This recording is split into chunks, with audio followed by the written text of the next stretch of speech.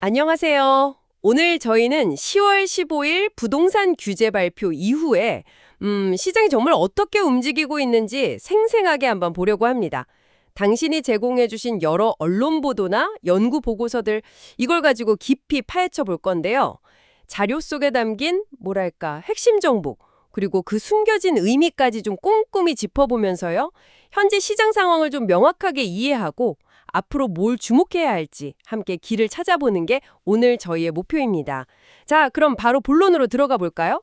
당신이 주신 자료들에서 가장 먼저 딱 시선을 잡는 건 역시 서울 아파트 시장의 온도 변화예요. 특히 그 한국부동산원 주간 동향 보고서 데이터가 눈에 확 들어오던데요? 네, 바로 그 지점입니다. 10월 넷째 주, 그러니까 10월 27일자 한국부동산원 보고서를 딱 보면요. 그 변화가 아주 극명하게 드러나요. 서울 아파트 매매 가격 주간 상승률이 바로 전주에는 0.59%였는데 이게 0.23%로. 0.23%요? 와. 네, 거의 반토막 수준으로 급격히 둔화된 걸 확인할 수 있죠. 단순히 숫자가 줄었다는 것 이상으로 이 보고서가 구체적으로 지목하는 지역들이 중요해요. 이전까지 막 상징세를 이끌었던 마포구나 성동구 같이 좀 핫했던 지역들 있잖아요. 네네, 그렇죠. 거기에 상승폭이 눈에 띄게 꺾였다는 점. 이게 규제의 어떤 심리적 영향이 특정 과열 지역에 집중적으로 나타나고 있다는 걸 보여주는 거죠. 이 자료만의 중요한 시사점입니다. 0.5%에서 0.23%. 와, 정말 수치상으로도 확연한 변화네요. 정부가 10월 15일에 내놓은 그 투기 과열지구, 그러니까 대출, LTV, DTI랑 청약 규제가 훨씬 강화되는 지역이죠. 그리고 조정 대상 지역 확대, 또 일부는 아예 거래할 때 허가받아야 하는 토지 거래 허가구역 지정, 이런 조치들의 약효가 생각보다 빨리 나타나고 있다는 신호 같아요. 규제 발표 직전까지만 해도 막차라도 타자, 이런 불안 심리가 일부 감지된다는 분석이 당신이 주신 기사에도 있었는데 네, 있었죠. 불과 2주 만에 분위기가 일단 멈춤으로 돌아선 거군요. 이 정도 속도의 변화, 다른 자료들에서도 좀 예상했던 부분인가요? 예상은 했는데 그 속도랑 폭이 생각보다 더 가파르다. 이런 분석이 당신이 제공해 주신 몇몇 보고서에서 나오고 있어요. 정부가 동시다발적으로 규제 카드를 내놓은 거, 특히 거래 자체를 좀 까다롭게 만드는 그 토지거래 허가구역 같은 조치가요.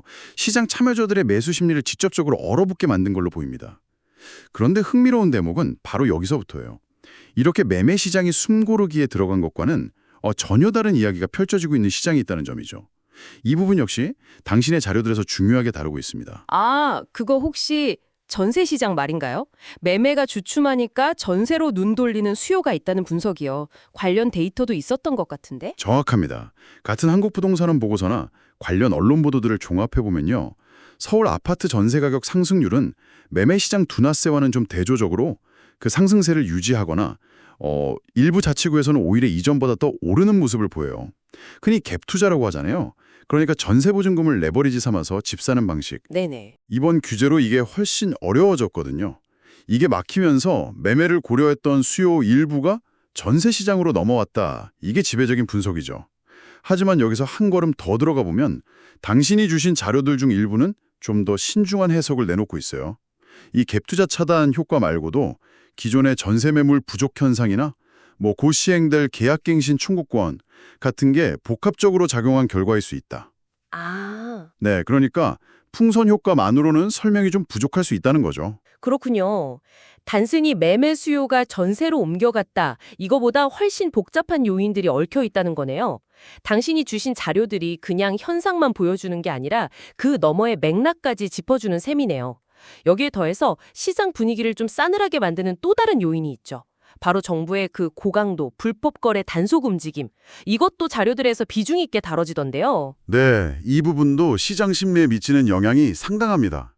최근 언론 보도들, 당신의 자료에도 포함된 내용들인데요. 이걸 보면 고액의 자금을 편법으로 빌려서 주택을 사거나 심지어 회사 돈을 빼돌려서 부동산 투기에 나선 사례들, 이런 게 속속 적발되고 있다는 소식이 연일 나오고 있잖아요. 네, 맞아요. 여기에 발맞춰서 정부가 국세청, 금융위, 경찰청 등등 여러 부처가 힘을 합친 범부처 부동산 감독 추진단, 이걸 출범시킨 건 굉장히 강력한 신호예요. 이건 단순한 경고를 넘어서 불법 편법 거래는 반드시 찾아내겠다. 이런 정부의 강력한 의지를 보여주는 거고요. 당신이 공유해 주신 일부 분석과 코멘트를 보면 시장 참여자들이 이 집행 리스크를 매우 현실적으로 받아들이면서 투자 결정을 망설이게 하는 아주 중요한 요인으로 작용하고 있다. 이렇게 평가하고 있습니다. 국내 규제랑 단속 강화만으로도 시장이 잔뜩 움츠러들 만한데 외부 환경도 좀 녹록지 않다는 지적이 있더라고요. 특히 당신이 주신 자료 중에 그 로이터 통신 보도가 눈에 띄었어요. 맞습니다. 그 10월 30일자 로이터 통신 보도처럼요. 우리나라 경제의 기둥인 10월 수출 실적이 예상보다 둔화될 거다. 이런 전망이 나왔죠. 이 보도가 중요한 이유는 국내 부동산 규제가 본격적으로 영향을 미치는 시점하고 맞물려서 대외 경제의 불확실성이라는 또 다른 변수가 부각되기 때문이에요. 당신이 주신 일부 경제 분석 보고서들은 이런 수출 둔화나 글로벌 경기 위축 우려가 장기화될 경우에요. 가계소득 감소나 전반적인 소비, 투자 심리 위축으로 이어질 수 있다. 그래서 결국 부동산 시장의 수요 기반 자체를 약화시킬 수 있다는 점을 좀 심각하게 경고하고 있습니다. 아, 그러니까 국내 규제랑 외부 충격, 이 이중 압박 가능성을 염두에 둬야 한다 이 말씀이시군요. 네, 바로 그거죠. 자, 그럼 지금까지 살펴본 이 복합적인 요인들이 당장 그리고 앞으로 한 몇 달간 시장에 어떤 그림을 그려나갈지 좀 더 구체적으로 전망해 보겠습니다. 먼저 아주 가까운 미래, 앞으로 몇 주에서 한 달 정도의 단기적인 그림부터 그려볼까요? 당신이 주신 자료들을 종합하면 어떤 모습일까요? 단기적으로는 앞서 이야기한 현상들이 더욱 선명해질 가능성이 높습니다. 매수 심리가 급격히 위축되면서 당신이 주신 자료에 나온 표현을 빌리자면 거래 절벽이 현실화될 가능성이 매우 크다고 봐야죠. 15 규제 발표 직후에 반짝 나타났던 일부 급매물 거래나 막차 수요, 이게 소진되고 나면 당분간은 의미 있는 수준의 거래 회복을 기대하기는 좀 어려울 거다. 이게 대부분 분석입니다. 거래량이 그렇게까지 줄까요? 네, 일부 자료에서는 특정 지역의 경우 거래량이 전월 대비 70, 80%까지 급감할 수도 있다. 이런 예측까지 내놓고 있어요. 반면에 전세 시장의 불안정성은 단기적으로 더 커질 수 있다는 말씀이셨죠. 네, 그렇습니다. 그 갭 투자가 어려워진 상황에서 매매 대신 전세를 택하는 수요는 꾸준히 유입될 가능성이 높아요. 여기에 기존 전세 매물 부족이 겹치면서 특히 학군 수요가 몰리는 지역이나 신축 아파트 단지, 이런 곳을 중심으로 전세가 상승 압력이 단기적으로 더 거세질 수 있다는 우려가 당신이 주신 자료 곳곳에서 발견됩니다. 실수요자 입장에서는 좀 네, 그러니까 실수요자 입장에서는 매매 시장 숨고르기가 반가울 수도 있지만 전세 시장에서는 오히려 선택지가 줄고 가격 부담이 커지는 그런 어려움에 직면할 수 있다는 거죠. 여기에 더해서 불법 거래 적발 소식이나 정부의 강경한 단속 예고 이런 것들이 단기 투자 심리를 더욱 얼어붙게 만들어서 관망세를 더욱 짙게 만드는 요인으로 작용할 겁니다. 자, 그럼 이제 시야를 조금 더 넓혀보죠. 중기적 관점, 그러니까 앞으로 한 1개월에서 6개월 정도 기간 동안 시장은 어떻게 흘러갈 것으로 예상될까요? 당신이 주신 자료들에서는 가격 조정 가능성에 대한 언급도 나오던데요. 네, 중기적으로 보면요. 현재 규제 기조가 유지되거나 혹시 더 강화된다는 전제하에서 일부 투자 목적의 수요가 시장에서도 빠져나가면서 가격 조정 압력이 발생할 수 있습니다. 특히 그동안 좀 가파른 상승세를 보였던 서울 도심의 핵심 지역이나 초고가 아파트 단지, 이런 곳은 완만한 수준의 하향 조정을 보일 가능성이 있다. 이런 분석이 당신이 주신 전문가 보고서에 담겨 있어요. 모든 지역이 다 그런 건 아니고요. 아, 물론이죠. 여기서 절대 간과해서는 안 될 중요한 포인트가 모든 지역, 모든 아파트가 똑같이 움직이지 않을 거라는 점입니다. 예를 들어서 교통망 확충이라든지 대규모 개발 계획 같은 확실한 호재가 있는 지역의 아파트는요. 규제 압력 속에서도 상대적으로 가격 방어력이 강하게 나타날 수 있어요. 당신이 제공해 주신 주간 가격 동향 세부 데이터를 보면 이미 이런 차별화 또는 양극화 조짐이 나타나고 있습니다. 아, 벌써요? 네. 강남권 내에서도 단지별로 상승이랑 하락이 엇갈리는 모습, 이게 그 예죠. 앞으로 이런 현상은 더욱 뚜렷해질 가능성이 높습니다. 여기서 또 다른 형태의 풍선 효과 가능성이 고개를 드는군요. 아파트 시장이 꼭꼭 묶이니까 규제가 덜한 다른 투자처로 자금이 몰릴 수 있다. 이런 우려 말이죠. 이 부분에 대해서 당신이 주신 자료들은 어떻게 분석하고 있나요? 상당히 중요한 지적입니다. 당신이 주신 여러 기사나 분석 보고서들은 이 풍선 효과 가능성을 좀 심각하게 경고하고 있어요. 강력한 주택시장 규제와 단속은 공식적인 거래를 위축시킬 수는 있지만 그 결과로 억눌린 유동성이 규제가 상대적으로 덜한 오피스텔, 상가, 토지, 심지어는 해외 부동산 시장으로 흘러들어갈 수 있다는 거죠. 아, 해외까지요? 네. 더 나아가서는 증여나 차면 거래 같은 그런 편법적인 우회 거래를 부추길 위험도 배제할 수 없다 이런 지적도 있고요. 물론 정부가 출범시킨 부동산 감독 추진단, 이게 바로 이런 부작용을 차단하려는 목적을 가지고 있습니다. 하지만 당신이 주신 자료들 속 전문가들의 의견은 좀 갈려요. 강력한 단속 의지를 긍정적으로 평가하는 시각도 있지만 현실적으로 모든 음성적 거래를 완벽히 막기는 어려울 거다. 결국 감독 단속의 실효성이 얼마나 발휘될지가 관건이다. 이런 신중론도 만만치 않습니다. 그리고 앞서 언급했던 대외 경제 여건의 영향도 단기보다는 중기적으로 그 파급력이 더 커질 수 있겠군요. 네, 그렇습니다. 수출 부진이나 주요 산업의 침체 이런 게 현실화되고 이게 고용 불안이나 실질 소득 감소로 이어진다면요. 이건 중기적으로 주택 구매 여력 자체를 위축시키는 핵심 요인이 될 수 있습니다. 당신이 주신 경제연구소 보고서 중 하나는 만약 대외 경제 충격이 예상보다 클 경우에 중산층의 주택 구매 심리가 크게 위축될 수 있다고 분석하고 있어요. 아, 중산층이요? 네. 다만 주택 시장에 직접적인 영향을 미치는 주택담보대출 금리의 향방은 여전히 중요한 변수입니다. 만약 기준금리가 예상과 달리 좀 안정세를 보이거나 혹은 정부의 정책적 지원이 있다면 수요 위축을 어느 정도 상쇄할 수도 있겠죠. 이 금리 동향은 앞으로 계속 주시해야 할 부분입니다. 네. 이 부분은 최신 금리 정보로 확인하며 해석해야 할 것 같습니다. 그럼 이제 호흡을 더 길게 가져가 보겠습니다. 6개월에서 2년 이상, 즉 중장기적인 관점에서 우리는 어떤 점들을 주목해야 할까요? 당신이 주신 자료들에서는 공급 정책에 대한 기대와 우려가 동시에 언급되고 있더라고요. 네, 중장기 전망에서 가장 큰 변수는 역시 공급입니다. 당신이 주신 언론 보도들을 보면 정부 내에서 그린벨트 해제나 3기 신도시 용적률 상향 같은 주택 공급을 획기적으로 늘릴 수 있는 방안에 대한 논의가 있다. 이런 내용이 간간히 나와요. 네, 그런 얘기들이 있죠. 이론적으로 공급 확대는 장기적인 집값 안정에 기여할 수 있는 가장 확실한 카드죠. 하지만 당신이 공유해 주신 전문가 칼럼이나 심층 분석 기사들은 대부분 여기에 대해서 상당히 좀 회의적인 시각을 보여요. 왜냐하면 이런 공급 계획이 실제 정책으로 확정되고 토리보상, 인허가, 건설 이런 과정을 거쳐서 시장의 실질적인 물량으로 나타나기까지는 엄청난 시간과 정치적, 절차적 난관이 따르기 때문입니다. 그렇죠. 쉽지 않죠. 네. 그래서 단기간 내에 공급 부족 문제가 해소되기는 현실적으로 어렵다. 이런 분석이 우세합니다. 다만 이런 공급 확대 가능성이나 논의 자체가 장기적인 집값 상승 기대 심리를 어느 정도 억제하는 효과는 있을 수 있다. 이 점은 인정하고 있습니다.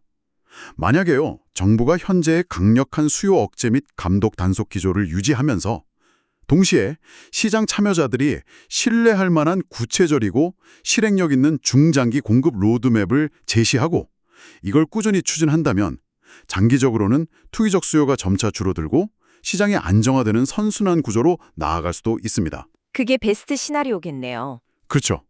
하지만 이 과정 역시 순탄치만은 않을 겁니다. 당신이 주신 일부 보고서는 오히려 과도한 규제와 불확실성 때문에 건설 투자가 위축되거나 특정 지역 쏠림 현상이 심화돼서 가격 하방 리스크가 예상보다 커지거나 지역 간 주택 가격 및 수급 불균형이 더욱 고착화될 수 있다. 이런 정반대의 시나리오도 경고하고 있어요. 그렇군요. 장기적인 안정으로 가는 길이 생각보다 험난할 수 있다는 거네요. 그렇다면 앞으로 시장을 지켜보면서 우리가 특히 주의 깊게 살펴봐야 할 위험 요인이나 불확실성에는 구체적으로 어떤 것들이 있을까요? 당신이 주신 자료들에서 강조하는 부분들을 중심으로 짚어주시죠. 몇 가지 핵심적인 위험 요인들이 당신이 주신 자료들에서 공통적으로 지적되고 있습니다. 첫째는 정책의 일관성과 법적 안정성 문제입니다. 이번 15호 대책의 세부 내용, 예를 들어 특정 지역의 규제 규정 기준이나 과세 방식 이런 걸 둘러싸고요. 정치권 내 이견이나 일부 지방자치단체의 반발, 심지어 법적 소송 가능성까지 거론되고 있어요. 아, 소송까지요? 네. 만약 정책의 세부 내용이 계속 흔들리거나 법적 분쟁이 발생한다면 규제 효과를 예측하기 어려워지고 이건 시장의 불확실성을 장기화시키는 매우 큰 요인이 될 수 있습니다. 통계의 함정, 그러니까 공식적인 수치에 잡히지 않는 시장의 움직임도 변수가 될 수 있다는 지적도 있었죠. 맞습니다. 그 부분도 매우 중요한 포인트입니다. 공식 통계상으로는 거래량이 급감하고 가격 상승세가 둔화돼서 시장이 안정되는 것처럼 보일 수 있어요. 하지만 만약 규제를 피하기 위한 현금 거래, 가족 간 편법 증여, 차명거래 같은 비공식적인 경로로 수요가 계속 이동하거나 잠재되어 있다면 표면적인 지표의 안정세가 실제 시장의 수요 압력 완화를 정확히 반영하지 못할 수 있다는 거죠. 겉으로 보이는 거랑 다를 수 있다? 네, 당신이 주신 한 보고서는 이걸 통계 착시 현상이라고까지 표현하면서 정책 당국이 여기에 대한 면밀한 모니터링을 해야 한다고 강조하고 있습니다. 그리고 앞서 여러 차례 강조했던 대외 경제의 불확실성, 즉 수출 부진이나 글로벌 경기 침체 우려는 여전히 가장 큰 잠재적 리스크입니다. 이것이 현실화되면 가계소득과 고용에 직접 타격을 주어서 부동산 수요 기반 자체를 흔들 수 있기 때문입니다. 자, 지금까지 정말 복잡하게 얽힌 시장 상황과 전망, 그리고 위험 요인들까지 당신이 주신 자료들을 바탕으로 깊이 있게 살펴봤습니다. 그럼 이 모든 정보들이 실제 시장 참여자들에게는 각각 어떤 의미를 가지는지 역할별로 나누어서 그 핵심을 다시 한번 정리해보면 좋겠습니다. 먼저 가장 많은 분들이 해당될 텐데요. 실제 거주를 목적으로 집을 알아보시는 실수요자 입장에서 당신의 자료들은 어떤 조언을 주고 있나요? 실제 거주가 목적인 실수요자분들께 당신이 주신 자료들은 대체로 신중한 관망 속 기회 탐색을 조언하고 있습니다. 규제로 인해서 단기적인 가격 급등 위험은 줄었으니까 너무 조급해할 필요는 없다는 거죠. 일단 좀 기다려보라. 네, 당분간 시장 상황을 차분히 지켜보면서 정말 마음에 드는 매물이 합리적인 가격에 나왔을 때 이전보다 유리한 조건으로 가격 협상을 시도해 볼 수 있는 기회가 생길 수도 있다. 이런 분석입니다. 하지만 동시에 전세 시장이 불안정한 지역에 거주하시거나 새로 전세를 구해야 하는 분들께는 경고의 메시지도 함께 보내요.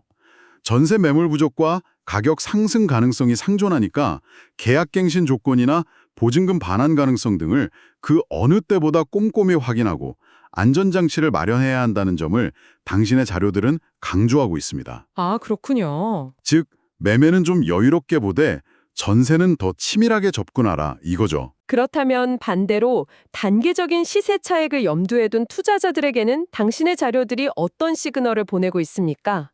상황이 매우 어려워졌다는 분석이 지배적일 것 같은데요. 그렇습니다. 당신이 주신 자료들에서 투자자, 특히 단기 차익을 노리는 투자자들에게 보내는 메시지는 매우 명확합니다. 지금은 때가 아니다라는 것이죠. 아, 딱 잘라서요. 네. 강력한 대출 규제와 다주택자 세금 중과 여기에 언제든 불시에 닥칠 수 있는 정부의 고강도 세무조사나 자금 출조 조사 리스크까지 고려하면 단기 투자를 통해서 의미 있는 수익을 기대하기는 매우 어려워졌고 리스크는 감당하기 힘들 정도로 커졌다. 이런 분석입니다. 규제 강화에 따른 피로감과 법적 불확실성까지 더해진 현 상황에서는 이전과는 비교할 수 없을 정도로 보수적이고 신중한 접근이 필요하고 무리한 투자는 지양해야 한다. 이게 당신의 자료들에 담긴 공통된 조언입니다. 정책을 만들고 집행하는 당국의 입장에서는 어떤 점을 특히 유념해야 할까요? 당신의 자료들 속 제언들을 종합해 본다면요. 정책 당국을 향한 당신의 자료 속 제언들은 크게 두 가지로 요약될 수 있을 것 같아요. 첫째는 균형 잡힌 접근의 중요성입니다. 단순히 규제를 통해서 수요를 억누르는 방식만으로는 한계가 명확하고 자칫 억눌린 수요가 전세 시장이나 오피스텔, 상가 같은 비아파트 시장으로 몰려서 또 다른 왜곡을 낳을 수 있다는 점을 경계해야 한다는 것입니다. 풍선 효과 말씀이시죠? 네. 따라서 불법, 편법 거래에 대한 실효성 있는 감독과 단속을 꾸준히 유지하는 것과 동시에 시장의 예측 가능성을 제공할 수 있는 구체적이고 실행력 있는 중장기 주택 공급 계획을 마련하고 이걸 투명하게 소통하는 노력이 병행되어야 한다. 이런 지적입니다. 둘째는 정책 효과의 면밀한 모니터링과 유연성입니다. 규제 정책이 의도치 않은 부작용을 낳거나 시장 상황 변화에 따라 효과가 달라질 수 있으니까요. 시장 지표와 현장의 목소리를 면밀히 살피고 필요하다면 정책을 미세 조정할 수 있는 유연성 또한 갖춰야 한다. 이런 조언이 당신의 자료들에서 강조되고 있습니다. 마지막으로 이 복잡하고 빠르게 변화하는 부동산 시장의 흐름을 놓치지 않기 위해 앞으로 우리가 특히 당신이 어떤 지표들을 주의 깊게 살펴봐야 할지 일종의 체크리스트처럼 정리해 주실 수 있을까요? 당신이 주신 자료들에서 중요하게 언급된 지표들을 중심으로요. 네. 당신이 제공해 주신 자료들을 분석한 결과 전문가들이 앞으로 시장 동향을 파악하기 위해 가장 주목하고 있는 핵심 지표들은 다음과 같습니다. 이 체크리스트를 좀 염두에 두시면 시장의 맥을 짚는 데 도움이 될 겁니다. 첫째는 역시 매주 발표되는 한국부동산원의 주간 아파트 가격 동향입니다. 지역별, 그리고 매매와 전세 시장의 미세한 온도 변화를 가장 신속하게 포착할 수 있는 가장 기본적인 바로미터라고 할 수 있죠. 당신의 자료에서도 가장 빈번하게 인용되는 지표였고요. 둘째는 실제 시장의 활동성을 보여주는 시군구별 아파트 실거래가 신고 건수 및 총액 관련 통계입니다. 가격 변동률과 함께 실제 거래가 얼마나 활발히 또는 위축되어 이루어지고 있는지를 함께 봐야 시장의 실제 체감 온도를 가늠할 수 있습니다. 일부 보고서에서는 전년 동기 대비 거래량 변화율, 이걸 중요하게 보더군요. 셋째는 자금 조달 환경의 변화를 직접적으로 보여주는 은행권 주택담보대출 승인 건수 및 실제 취급액 동향입니다. 대출 규제의 강도 변화나 실질적인 금리 수준이 매수 심리와 능력에 어떤 영향을 미치는지 확인할 수 있는 핵심 금융 지표죠. 넷째는 정부의 추가적인 부동산 규제 발표 내용, 또 기존 규제의 집행 강도, 예를 들면 특정 지역 불시 단속이나 실거주 요건 강화 같은 거요, 와 관련된 공식 발표나 언론 보도입니다. 정책의 방향성 변화와 그 실제 시장 영향력, 즉 규제의 실효성을 판단하는 데 결정적인 정보가 됩니다. 당신의 자료에서도 정부 발표 하나하나에 시장이 민감하게 반응하는 모습이 잘 나타났습니다. 마지막으로 다섯째는 앞서 계속 강조했던 수출입 실적, 고용률 통계, 소비자 물가지수, 그리고 국내외 기준금리 변동 등 거시경제 지표입니다. 부동산 시장도 결국은 큰 경제 흐름에 영향을 받기 때문에 전반적인 경제 펀더멘털의 변화가 중장기적으로 주택 수요와 가격에 어떤 영향을 미칠지 파악하기 위해 꾸준히 모니터링해야 합니다. 당신이 주신 경제 보고서들이 바로 이 부분을 집중 분석하고 있었죠. 오늘 저희가 당신의 소중한 자료들을 통해 함께 탐색한 내용들을 한 문장으로 압축한다면 이렇게 말할 수 있겠습니다. 15시 부동산 규제의 강력한 영향으로 10월 말 서울 아파트 매매 시장의 과열은 뚜렷하게 진정되는 양상을 보였습니다. 하지만 그 이면에는 전세 시장 불안정, 정부의 강력한 불법 거래 단속, 그리고 대외 경제 불확실성이라는 복합적인 변수들이 얽혀 돌아가고 있다는 거죠. 그 결과 단기적으로는 시장 참여자들의 깊은 관망세가, 중장기적으로는 지역별, 상품별 양극화가 심화되는 가운데 점진적인 안정화를 모색할 가능성이 엿보입니다. 결국 정부 규제와 단속이 얼마나 실효성을 거둘 수 있을지가 당분간 시장의 향방을 결정할 가장 중요한 열쇠가 될 것이다. 이게 당신의 자료들이 공통적으로 보내는 메시지입니다. 여기서 우리가 그리고 당신이 한 걸음 더 나아가 생각해 볼 지점은 이것입니다. 현재와 같이 규제를 중심으로 한 강력한 시장 개입이 과연 우리 부동산 시장을 장기적으로 어떤 모습의 균형점으로 이끌어갈 것인가 하는 그런 근본적인 질문이죠. 단기적인 가격 안정이라는 효과 뒤에 가려진 시장의 잠재적 변동성, 그리고 실제 거주를 원하는 사람들과 투자자, 정책 당국 간에 복잡하게 얽히고 때로는 상충하는 이해관계, 이게 앞으로 시장의 방향을 어떻게 만들어갈까요? 더 나아가서 이러한 규제 중심의 시대가 결과적으로 누가 서울 부동산 시장에 참여할 수 있는지 그 접근성의 지형 자체를 근본적으로 바꾸게 될 가능성은 없을까요? 당신이 주신 자료들은 당장의 시장 변화를 보여주지만 그 너머의 장기적인 사회 경제적 타장에 대한 깊은 고민거리를 우리에게 던져주고 있습니다. 네, 오늘 저희가 함께 나눈 분석과 통찰이 현재 부동산 시장의 복잡한 퍼즐을 맞춰 나가시는데 당신께 조금이나마 의미 있는 실마리가 되었기를 바랍니다. 다음 시간에 더욱 유익하고 흥미로운 정보로 다시 찾아뵙겠습니다.